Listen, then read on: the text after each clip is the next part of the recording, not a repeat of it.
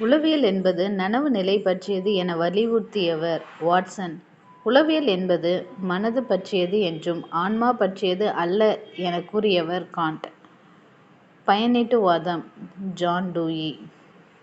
அகநோக்கு முறையின் ஆய்வுக்களம் உள்ளம். நடமாடும் பள்ளி என்ற கருத்தை கூறியவர் மெக்டொனால்ட். கல்வியின் தற்போதைய அமைப்பு குழந்தை மையமாக கொண்டது. எந்த ஆண்டு தமிழ்நாட்டில் மேல்நிலைக் கல்வி அறிமுகப்படுத்தப்பட்டது? 1978. 1978.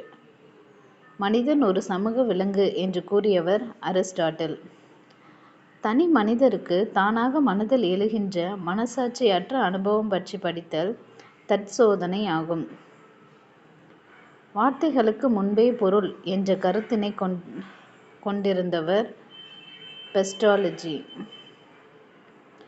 வாழ்க்கை சம்பவத்தனுக்கு எதனுடன் தொடர்பு கொண்டதாகும்? உற்றுநோக்கல் முறை. சூழ்நிலையே மனிதனை உருவாக்குகிறது என்றவர் வாட்சன். ஹெரிடிட்டி ஜீனியஸ் என்ற நூலின் ஆசிரியர் கால்டன். நுண்ணறிவு சோதனை பற்றி கூறியவர் பினே.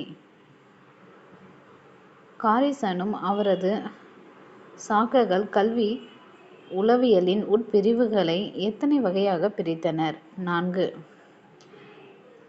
மனிதனின் நடத்தையை பிற விலங்குகளின் நடத்தைகளோடு ஒப்பிட்டு இவற்றுள் காணப்படும் தொடர்புகளையும் வேறுபாடுகளையும் அறிவது ஒப்பீடு உளவியல். பிரச்சினையை அதன் இயற்கையான சூழலில் பல கோணங்களில் ஆய்வு செய்து தகவல்களை பதிவு செய்து பிரச்சினைக்கு காரணமறிந்து தீர்வு காண முற்படும் முறை கள ஆய்வு முறை. வயது வந்தோருக்கான நுண்ணறிவு அளவுகோலை கண்டறிந்தவர் வெஸ்லர். உள பகுப்பாய்வுக்கு உட்பட்டவர் தன்னிச்சையாக பேச வைத்து அவரது உள் மனதை ஆராய்ச்சி செய்யும் முறை உள பகுப்பாடு கோட்பாடு. அறிவார்ந்த உளவியல் கோட்பாடு பற்றி கூறியவர் பியாஜெட்.